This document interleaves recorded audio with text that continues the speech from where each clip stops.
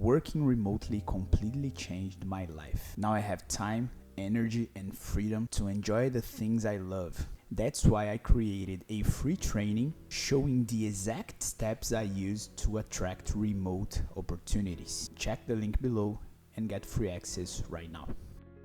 Now that you know where to find the most important Python libraries, I'm gonna show you how to install them in your project. The first thing you need to install a library in your project is to know the name of the library. You probably still don't know the Python libraries by their names, but don't worry. As you gain experience, you're going to memorize their names and just install them naturally in your projects when you need it. But for now, to show you how to install a library, I'm going to choose one of the most important libraries for beginners. That is the PySide 6. This library basically helps you to create graphical user interfaces in Python. If you're a beginner, I bet this is one of your needs right now. So you can see that we have many libraries, and just for the record, PySide 6 is just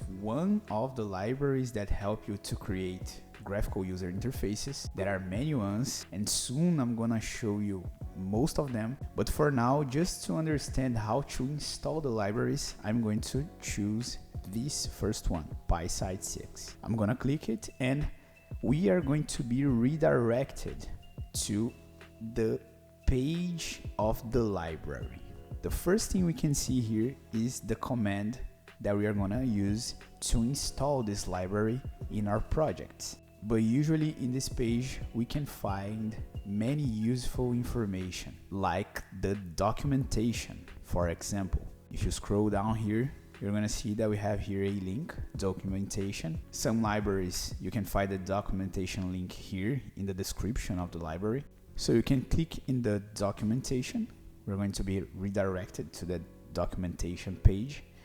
And if you have the patience, that I guess you don't have it, you can read the documentation. When I started to code more than 10 years ago, we didn't have the patience to read the documentations. So I guess nowadays that we have free AI assistants to help us to start quickly using a library, I guess it's almost impossible for someone to read a documentation.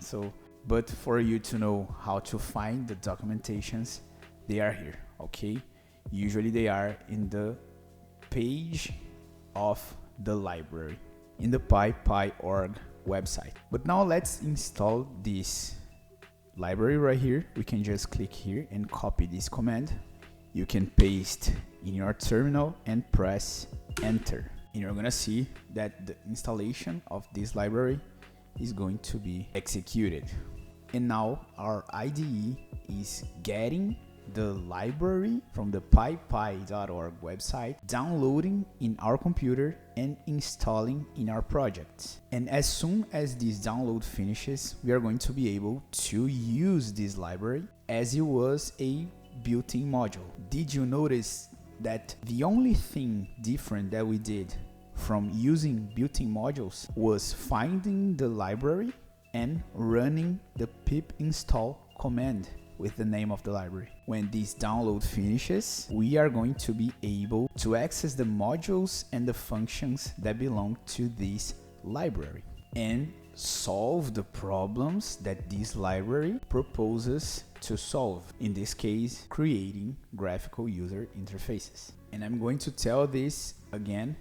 Don't worry if you don't remember how to install a library. You can check in the pypy.org website. But as you gain experience, this type of command right here, pip install PySide 6 in this example, is going to be natural for you. You're going to start coding, and when the moment to create a graphical user interface comes, you're just going to install it naturally and use it. Now you can see that our library PySide 6 was successfully installed. So this is how you install external libraries in your projects. Working remotely completely changed my life. Now I have time, energy, and freedom to enjoy the things I love. That's why I created a free training showing the exact steps I use to attract remote opportunities. Check the link below and get free access right now.